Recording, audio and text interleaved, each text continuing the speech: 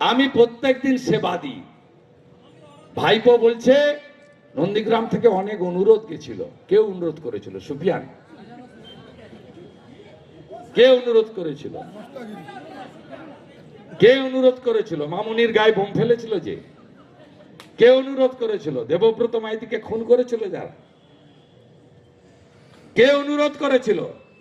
Schedule caste মহিলা রথিবালা 65 বছর, তাকে খুন করেছে যারা, যারা টাউন ক্লাবে পেট্রোল বোম মারতে এসেছিল তারা, তাদের অনুরোধ করেছেন তিনি সেবাশ্রয় করবেন। আমি আমার হিন্দু জনগণকে বলছি,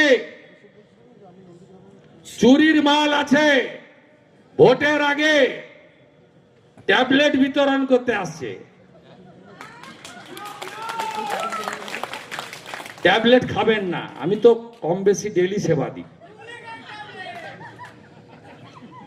এরা চায় হিন্দু জনসংখ্যা কমে যাক নন্দীগ্রামে, যাতে হিন্দুরা বাংলাদেশের মতো মাইনর হয়ে যাক। কে জানে না যে এই ট্যাবলেট গুলোর মধ্যে জন্ম নিয়ন্ত্রণের ট্যাবলেট ঢোকানো আছে। খুব সাবধান, খুব সাবধান। বিশেষ করে আমার সনাতনী হিন্দুদেরকে বলবো, ছুঁচ ফুটাবেন না, এদের কাছে ব্লাড দিবেন না। কত ব্লাড টেস্ট করতে হবে আমাকে জানান। একদিকে পিসি বলে নন্দীগ্রামে নাকি আধুনিক চিকিৎসা দিয়েছি। এই হসপিটালে চিকিৎসা পাওয়া যায়? Referred referred referred referred. আসো আর যাও, অ্যাম্বুলেন্সের ভাড়া মেটাও, তাই তো? কোন হেলথ সেন্টার মহেশপুর থেকে শুরু করে কোথাও ডাক্তার আছে, ওষুধ আছে?